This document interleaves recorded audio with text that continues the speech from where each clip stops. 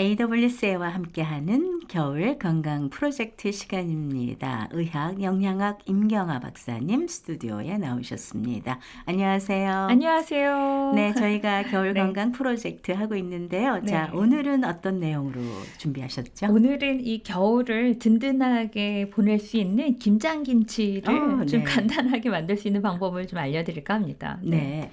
김치가 이제 좋다는 거는 사실 세계적으로 이제는 알려졌는데 그렇습니다. 김치가 건강 기능성을 근데 네. 어떻게 구체적으로 좋게 해주는 건지. 네, 현재까지 김치 또 김치 유래의 그 유산균에 대한 실험을 많이 했어요. 그래서 세포 실험서부터 동물 실험까지 그 연구 결과에 의하면은 간단히 뭐 항산화 작용, 그리고 비만, 항비만, 그리고 지지를 억제해주고요. 특히 이 유산균에 의해서 대장 건강이 증가되고 특히 이제 대장암이라든가 면역 기능을 높여서 면역이 올라가면은 자동적으로 뭐 오토이뮨 디지즈라든가 뭐 아토피라든가 알러지 이런 부분들의 효과가 많이 보고되고 있습니다. 네.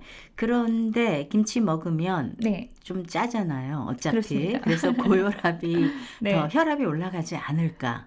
최근에 발표된 연구 논문에 의하면은요, 이 김치 섭취하고 고혈압 발생률의 상관관계를 조사했었을 때는 오히려 고혈압 발생하고는 상관 결과가 없다 이런 결론을 냈습니다. 네. 그 이유는 김치 속에 있는 나트륨 외에 다양한 비타민 또 파이토케미컬 식이섬유가 함유되어 있기 때문에 특히 이제 유산균하고 칼륨이 이 나트륨을 체외로 배출시키는 역할을 담당하고 있어서 그냥 우리가 숫자적으로 김치에 들어간 그 나트륨의 숫자만 가지고 우리가 판단하는 게 아니라 이 김치가 가지고 있는 시너지나 그런 기능성을 봤었을 때는 오히려 고혈압 발병에는 상관이 없다라는 거고요. 그리고 오히려 우리가 자주 먹는 가공식품이라든가 인스턴트 식품 또 이런 부분에 오히려 그 나트륨 함량이 많이 있다라는 거를 사실 조금 더 기억하실 필요가 있습니다. 네. 그래서 전체적인 나트륨 일일 섭취량을 줄이는 노력이 필요할 텐데요. 예를 들어서 우리가 김치 뭐 1회 제공량이라고 한다면은 약 232mg 정도가 이제 나트륨이 들어가 있는데요. 가공햄은 1회 제공량 같은 이제 1회 제공량당 1080mg이고요. 네. 그리고 라면은 1933mg입니다. 그래서 내가 김치 때문에 이게 이제 소듐이 올라가는 건지 아니면 내가 이런 인스턴트나 가공식품에 많이 노출되어 있는지 그걸 먼저 판단할 필요가 있겠습니다. 네. 자, 그러면 김장김치 뭐 맛있게 담그는 법 또 네. 아니면 또 우리 김치 냉장고 많이 쓰시는데 네. 그런 거 없는 분들은 또 어떻게 해야 되는지. 네. 일단 이제 김치를 맛있게 담그는 주 포인트가 있어요.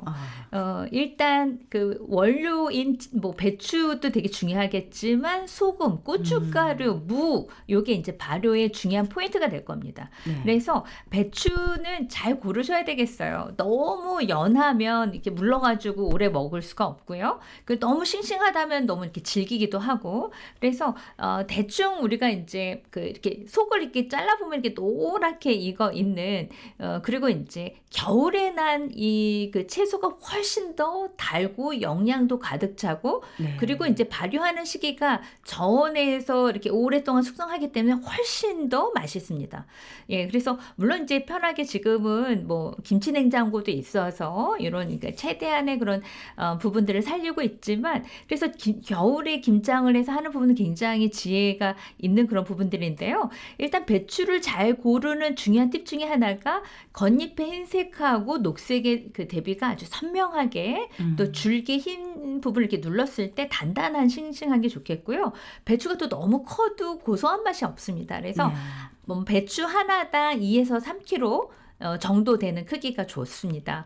그래서 사실은 또 김치의 결정적으로 맛을 결정하는 게 소금입니다. 네. 그래서 소금은 천일염으로 건조 상태가 좋고 또 결정제가 고른 곳을 이용하시는 게 좋겠고요. 또 태양초 고추를 이용하시면은 좋은데요. 약간 거칠다 그러면은 믹서기를 잠깐 이렇게 돌려가지고 하시면 좋겠고요.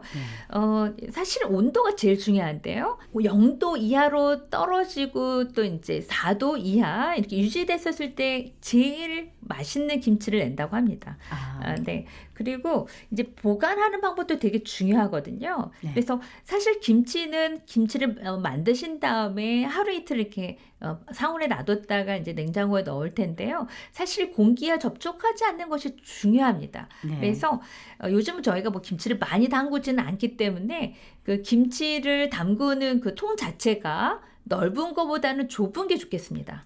예, 그래서 그래야지만 공기를 최대한 차단할 수 있겠고요. 위에 뭐 우거지라든가 뭐 그 종이 페이퍼나 뭐 이런 것들로 뭐 종이 호일이나 이런 것들을 이제 밀폐를 해주시는 것도 좋겠습니다. 자, 그러면 이 김장김치가 겨울에 식사하실 때마다 네, 뭐 짠 것도 있고 양념이 많이 들어간 것도 있고 그렇잖아요. 네, 네, 네. 그러면 건강상에서 봤을 때 네. 어떤 게 뭐 다 비슷한가요? 아니면 차이가 있나요? 다 조금씩 다 차이가 있어요. 아. 근데 이게 좀 제가 중요한 그 레시피 하나를 알려드리려고 하는데요. 네. 맛있는 배추김치를 만들기 위한 특별한 노하우가 있다라고 합니다. 어. 이거를 한국의 농촌진흥청에서 개발한 그 레시피가 있어요. 네. 그래서 요거는 메모하셔도 좋을 것 같습니다. 왜냐하면 이미 나와 있는 뭐 배추를 뭐 김치를 사셔서 드시기도 하겠지만 내가 한 번쯤 만들어 보겠다. 근데 어느 정도의 비율인지 너무 다 다르잖아요. 네. 근데 이 부분을 과학적으로 만든 데이터를 공개를 했어요. 네. 그래서 이 비율이 어떻게 되냐면은 절인 배추 100g당 고춧가루가 4.5g, 마늘이 2g. 이 표준을 요것만 가지고 정해놓고 김치를 담그면은 굉장히 맛있는 영양이 좋은 그런 이제 김치가 된다라고 하고 있습니다. 네. 네. 그리고 저 같은 경우에는 김치를 담글 때 많이 담글 필요가 없거든요. 이제 소가족이기도 하고. 그래서 우리가 뭐 양념이 많이 들어가잖아요. 네. 양념이 많이 들어가고 무도 채도 썰어야 되고 뭐 여러 가지. 그래서 저는 한꺼번에 다 넣고 믹서기에 갈아버려요. 무도 넣고 뭐 고춧가루, 양념, 뭐 젓갈이라든가 뭐 이런 것들 다 넣고 다 갈아서 그냥 이게 그 절인 다음에 그냥 문지르기만 하면 되거든요. 네. 그래서 좀 그런 부분들도 할 수 있겠고요. 그리고 일단 그 우리가 이제 김치 종류도 많이 있을 텐데요. 늘 이제 우리가 쉽게 먹을 수 있는 김치 종류를 살펴보면은 일단 무김치가 아마 기본이 될 거예요. 네. 그래서 이 절인 무에다가 고춧가루, 그 다진 마늘, 생강, 쪽파, 익죠. 이런 것들 이렇게 만들어질 텐데요. 이 무를 고춧가루에 버무린 다음에 이거는 사실 이제 강원도나 북한식의 이제 그 김치 담그는 방법인데요. 네. 겨울에는 뭐 명태라든가 서거리나 그러니까 생선 같은 걸 넣어가지고 김치를 하면 굉장히 맛있는 생선 김치가 될 수가 있어요. 호박김치라는 게 있어요. 네. 늙은 호박에다가 여기다가 명태가 들어가는 겁니다.